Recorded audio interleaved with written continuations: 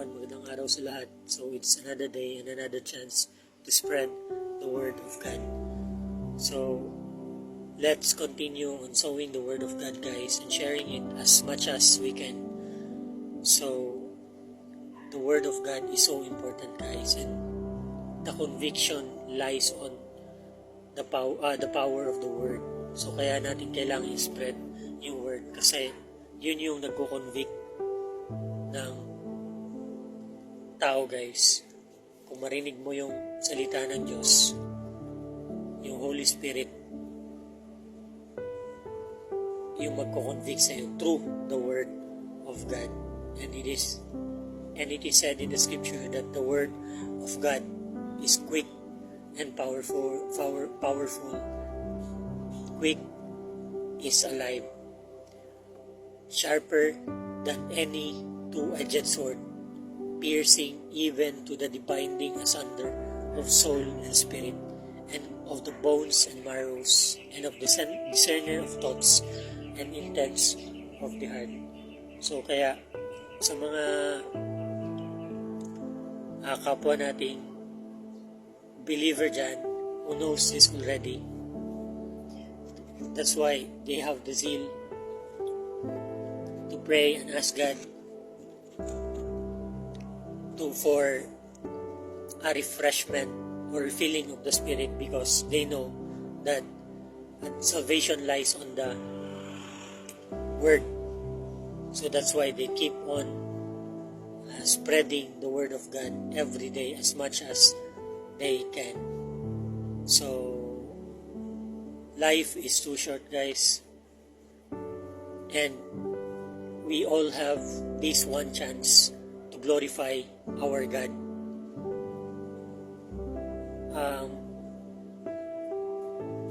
Ang pagluwalhati natin sa Panginoon, guys, this lifetime is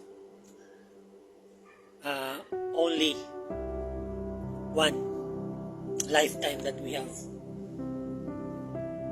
So we must use our time wisely. Wala nang masihigit pa, guys, sa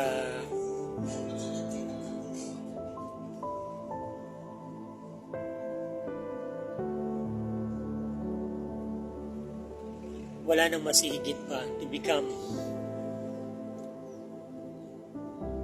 a servant of God, to become partakers of the glory of God, because everything fails, everything will pass, everything will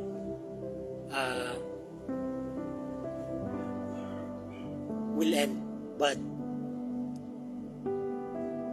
God and His kingdom will last forever.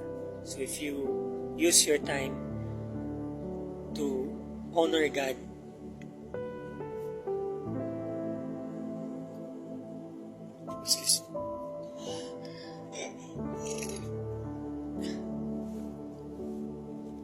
you are wise.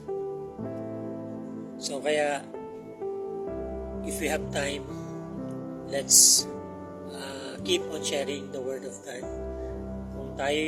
Kung ikaw, guys, gusto mong maging isa din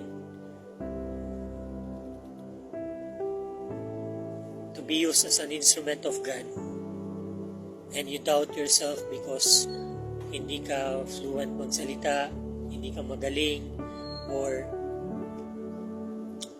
ano bang kulang meron ka na sa tingin mo na mahina ka, and you cannot serve God because of that.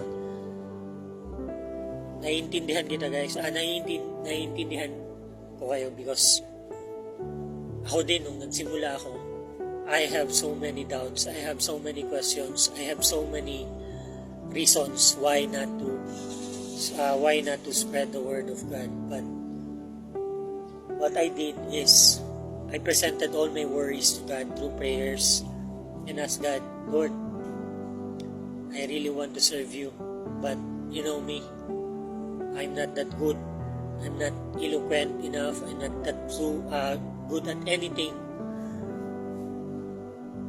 Can you use someone like me? for your kingdom. So, if your heart is right, guys, totoo yung heart mo, truly, hindi kayong gusto mong mag-serve para gusto mong maka-earn, gusto mong sumikat, gusto mong you desire for your own glory ba?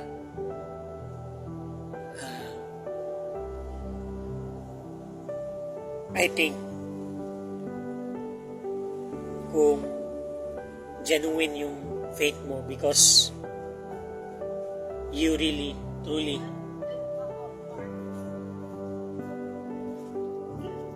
so let's just keep on trusting God. If you have already prayed to God, the things that we want, as long as it is according to God's will, guys, what we ask will be given. So if you desire to serve God and to be able to share also the gospel, kasi kailangan mo talagang i-present yung request mo genuinely, truly talaga. Dapat seryoso ka talaga with God, kasi when you start sharing the word of God, wala nang atrasan yun, guys. Marami kang mga kalaban, marami sa mga kakilala mo that mag-react. So alam natin na ayaw natin yung pressure na yun. So you cannot overcome it. Your friends, relatives, family, even your own family, or yung mga kakilala natin, they are the first to oppose your service in God. So you need to pray earnestly to God to help you, and God will, if you are truly genuinely serious about it, I know that God will develop you and refine you until such time that He will bring you and you can start your own ministry. So in the scripture, guys, I'd like to share is in Romans 12. So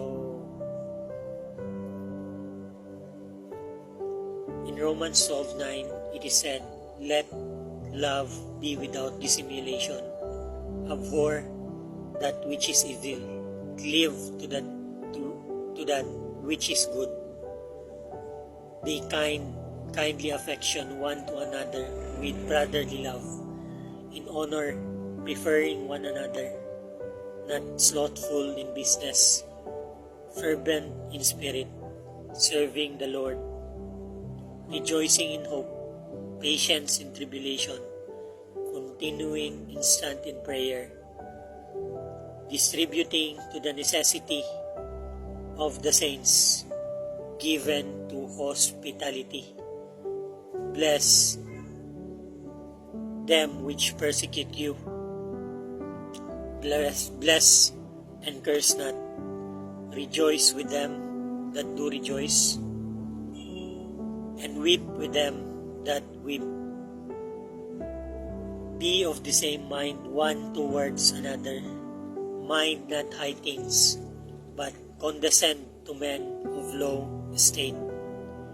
Be not wise in your own conceits. Recompense to no man evil for evil. Provide things honest in the sight of men, of all men. If it is possible, as much as light in you, live peaceably with all men. Dearly beloved, avenge not yourselves, but rather give place unto wrath, for it is written, Vengeance is mine, I will repay, said the Lord. Therefore, if thine enemy hunger, feed him. If he thirst, give him drink. For in so doing, thou shalt heap coals of fire on his head. Be not overcome of evil, but overcome evil with good. So,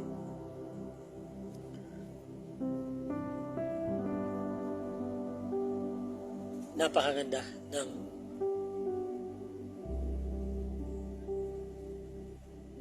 word of our Lord. Be not overcome of evil, and overcome evil with good. Ako, I struggle with this verse also. But if yun ang sabi ko, kung totoo talaga yung pagmamahal mo sa kapwa, and you want to change, you want to be with God, and because God has given you the salvation, and this salvation is like a treasure hidden in the field na nakita mo, and then you also wanted to share the blessing to your family, relatives, friends, or the people that you have known. So that is love, guys. That is love.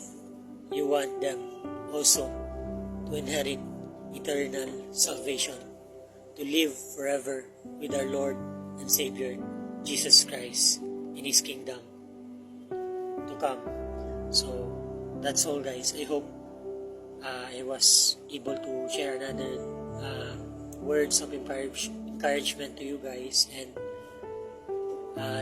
like as I always said, let's fear God and depart from evil.